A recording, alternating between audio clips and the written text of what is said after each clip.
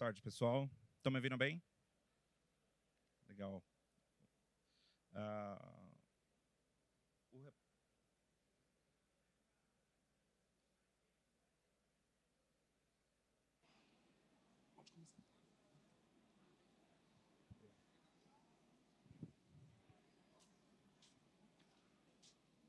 Bom, pessoal, boa tarde. Primeiramente, muito bom vê-los todos aqui. É um dos grandes eventos aqui que acontece em São Paulo. É tão bom ver todo mundo presente novamente, sinal que a gente vai cada dia mais vencendo a pandemia. E hoje trazer alguns minutos aqui para bater um papo com vocês sobre como não transformar o burnout em ameaça cibernética. Muitas ameaças circundam as nossas empresas e a gente precisa tratar todas elas, e o burnout é uma. Primeiramente, me apresentando, atualmente eu respondo como Head Global de Engenharia de Cyber para o Grupo Naturicol. O Grupo Naturicol, que é composto pelas marcas Natura, Avon, The Body Shop e Aesop. Tenho experiência já há mais de 18 anos no mercado, passei por algumas grandes empresas e já vi bastante coisa por aí, né? E principalmente com relação ao tema, com relação a burnout, é algo que sempre chamou atenção, né? Não é algo específico de segurança, né? Quem está na área de tecnologia vive muito disso, mas especificamente como segurança, isso acaba se tornando uma ameaça, né? Então, é um ponto que a gente tem que sempre trazer em relevância essas análises. Mas o que é burnout? Primeiramente, o burnout, de acordo com a Organização Mundial de Saúde, o burnout é conceituado como uma síndrome. É o resultante de um estresse crônico no local de trabalho, especificamente em relação a trabalho, que não foi gerenciado com sucesso, né? Então, a gente nota que os principais sintomas são sentimentos de esgotamento, aumento da distância mental, aquela pessoa que fica desconectada do seu foco, do seu trabalho constantemente, com negativismo ou cinismo, e a eficácia, consequentemente, muito reduzida. O burnout ele refere-se especificamente a fenômenos no contexto ocupacional e não deve tratar em outra esfera. Não existe burnout no casamento, não existe burnout em esfera familiar ou qualquer outra esfera. Burnout é relação ao local de trabalho. Burnout, esgotamento absoluto. Presente muito dos 18 aos 50 anos. E nós vemos aqui diversas notícias nos rondando diariamente.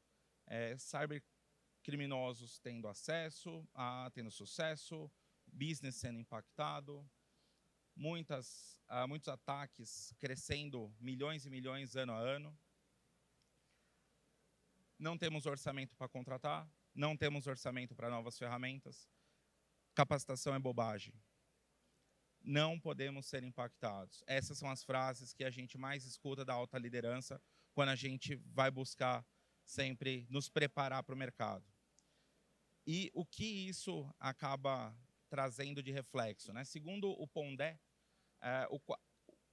isso é um quadro de esgotamento absoluto, é um quadro psicológico que acompanha a depressão, sendo fruto da demanda contínua de sensação obrigatória de sucesso. O que isso quer dizer, né? E aqui eu vou fazer um paralelo com o nosso cenário pessoal.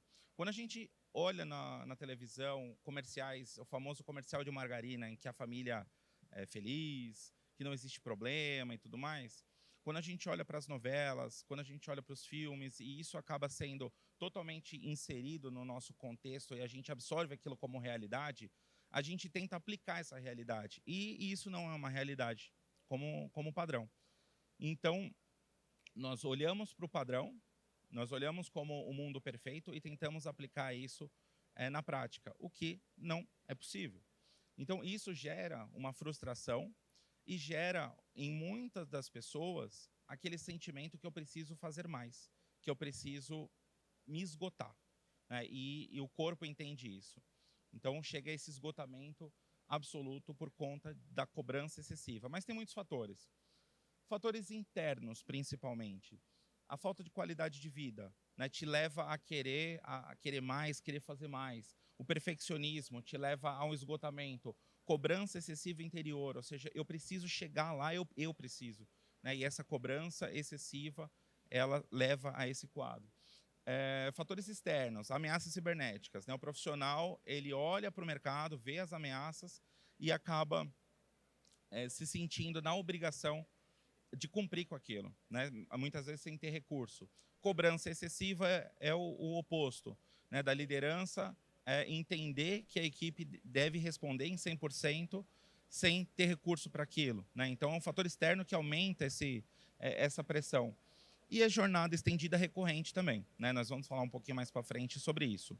Tudo isso acaba trazendo fatores físicos, né? Como dor de cabeça e dor no corpo, palpitação, fraqueza, insônia, alteração no apetite. Questões psicológicas, como absentismo laboral, que é a desconexão com o trabalho, a falta de foco, a pessoa distante. Distanciamento social, né? A pessoa que deixa de se relacionar com seus pares, com seus colegas de trabalho. O cinismo, a irritabilidade excessiva e a desmotivação e desespero. Né? Então, tudo isso é ocasionado pelos fatores internos e externos e vira uma bola de neve, com certeza.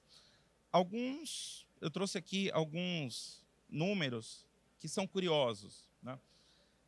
De acordo com a Thrive My Way, 57% dos colaboradores das empresas, eles imaginam que eles são requisitados, eles precisam estar disponíveis 24/7. Mais da metade dos profissionais pensam isso.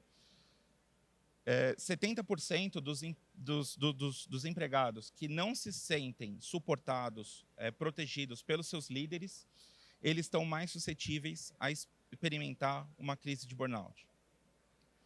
Empregados com 70% também são 70% mais suscetíveis a cair em uma síndrome de burnout quando eles trabalham excessivamente sob tempo irreal de conclusão de tarefa ou de resolução de problemas. E empregados, né, que acabam tendo o burnout, eles são 63% mais suscetíveis a serem afastados.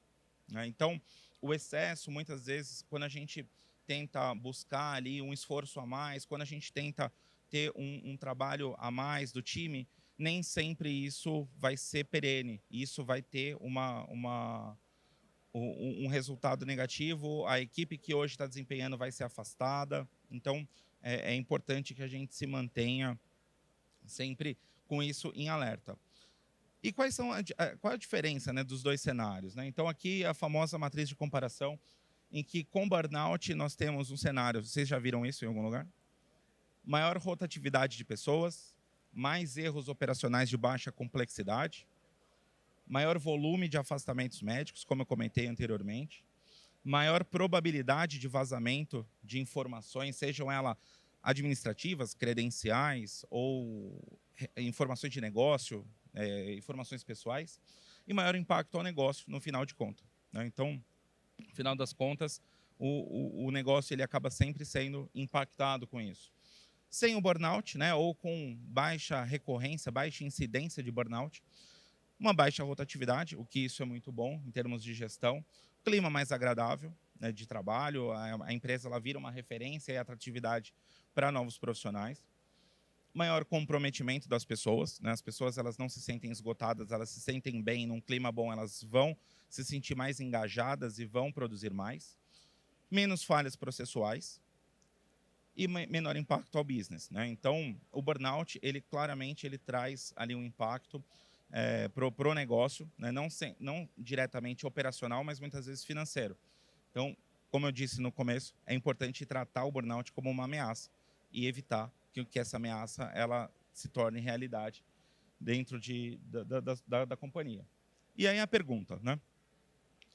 Os executivos das empresas, elas tratam o burnout como um risco e discutem formas de mitigação? Alguém já ouviu isso? Algum executivo já chamou alguma reunião para falar de burnout? Pois é. Mais de 84% dos profissionais de segurança estão atuando sobre forte estresse. Eles ignoram políticas, porque tudo é para ontem, precisa fazer um monte de coisa, e o que menos vai ter é tempo para seguir algum padrão, para seguir algum procedimento, para seguir alguma norma. Isso é fato. E também fomentam Shadow IT. Ou seja, ele precisa resolver o problema para ontem. Ele vai abrir chamado para a área de desktop, instalar um conector de desktop remoto e aguardar 3 dias para o chamado ser concluído. Não. Ele vai fomentar o Shadow IT, ele vai instalar uma solução que ele entende que vai resolver o problema dele, porque ele quer se ver logo sem esse problema. Né? Então, é fato que isso acontece. Mais um dado. Comparado aos profissionais de TI, os profissionais de segurança, eles têm o dobro da probabilidade de fazerem o mínimo possível, porque se sentem esgotados e confessam que buscam, pelo menos uma vez por mês, um novo trabalho. Então, aos gestores, saibam que o seu time, uma vez por mês, se está dentro desse cenário, todo mundo, uma vez por mês, manda um currículo buscando um novo sol. É importante ter essa ciência, porque muitas vezes a gente acaba tendo um cenário de um deslocamento massivo de pessoas entre empresas e o gestor que tem aquela avalanche de pedido de demissão não entende o porquê. E muitas vezes é explicado. Agravante para os sêniores. E aqui eu vou entrar um pouco de números. Né? Como qualquer mercado, né, existe a formação de novos profissionais, então júniores estão entrando no mercado. Nós temos os sêniores ali. E hoje é comprovado que existe um buraco entre o júnior que está chegando e o sênior bem colocado, bem experimentado no mercado. Existe um buraco global de 700 a 3 milhões de posições necessárias para serem cobertas a curto prazo. 3 milhões de empregos que precisam nascer para cobrir esse buraco. E a gente fala de um problema muito sério, porque quando entra problemas crônicos, ataques, vulnerabilidades críticas a serem tratadas, a gente demanda dos sêniors, e isso é uma hora atrás da outra. E os sêniors também se sentem muito pressionados, e é onde que cai efetivamente toda a pressão e aquela questão de buscar um novo emprego. Agravado a isso, existe um déficit também que compõe esse número da entrada de novos profissionais. Ou seja, isso traduz num problema de longo prazo.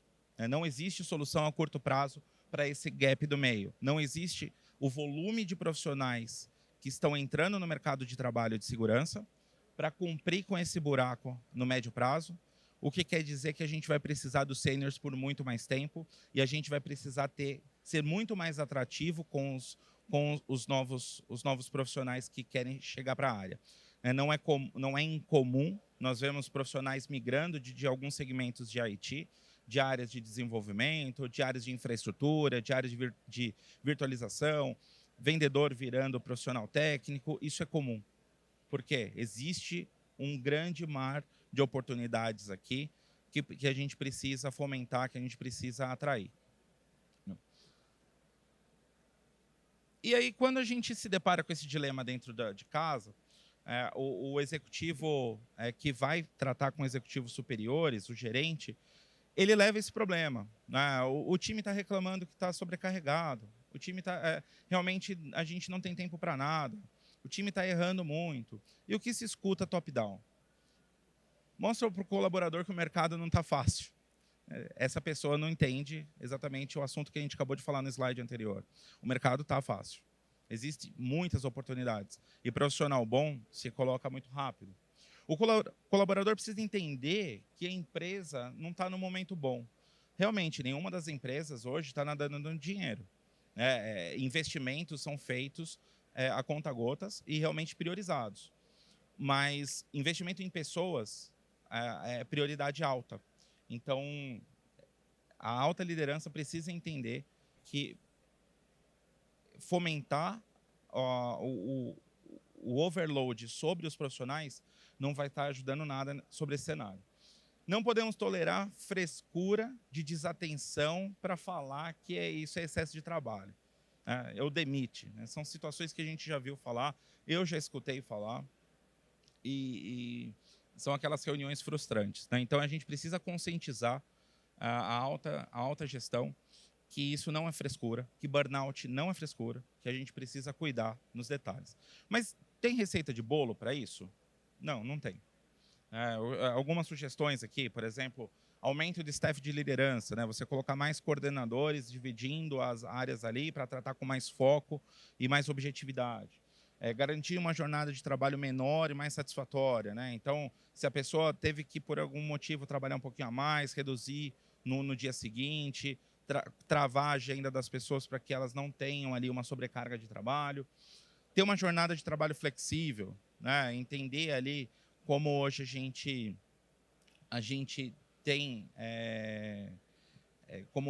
tem diversos casos de home office voltando para o escritório, dá uma flexibilizada nisso. Né? Investir em ferramentas, priorização de ações proativas e tudo mais. Tá? Alguns especialistas, né, comentando. Né? O Pondé falando que o objetivo de provar para si mesmo que não é triste e deprimido, acaba rompendo, né, com o fator do céu é o limite a si mesmo, né, e é onde que a pessoa transborda. Né.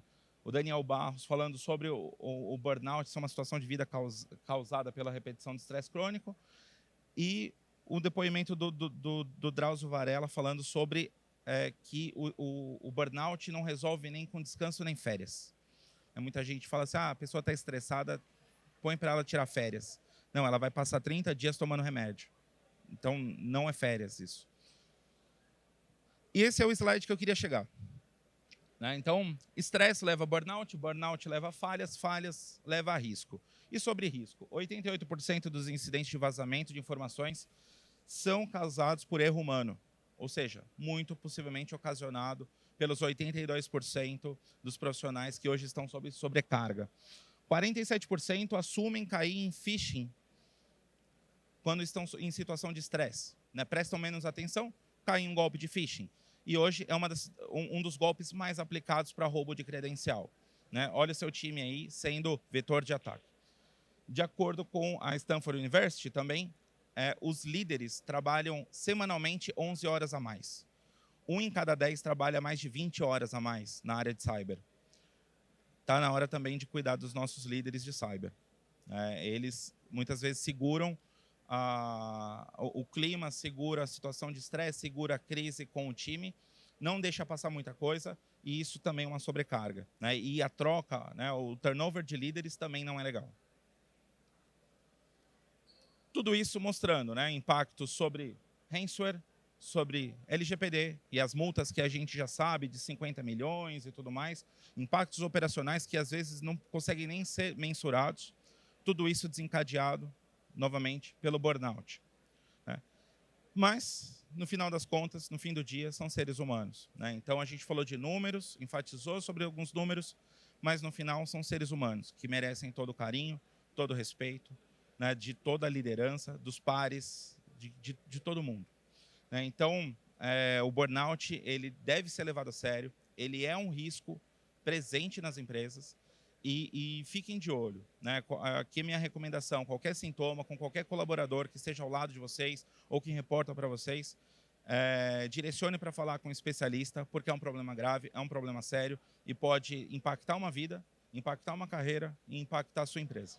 Né? Então, é esse o recado que eu queria trazer, num evento tão técnico de cibersegurança, mas eu quis trazer um pouquinho mais de um assunto tão humano, que afeta a vida de todo mundo, que afeta a carreira de muita gente e que muitas vezes passa batido e a gente não tem ideia da profundidade disso. Beleza, pessoal? Eu vou estar disponível aí, quem quiser bater um papo, estou à disposição. Obrigado. Pessoal que está aqui na palestra, vou abrir para perguntas, enfim, se alguém tiver algum tipo de pergunta, questionamento, puder levantar a mão, leva aí o microfone. Está aberto o espaço para vocês também, para participarem com o Tomé.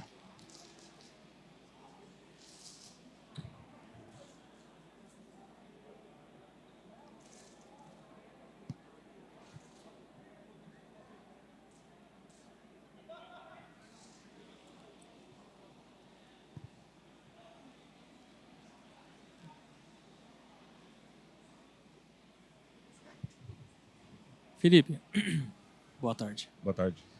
Isso que você falou do burnout, legal.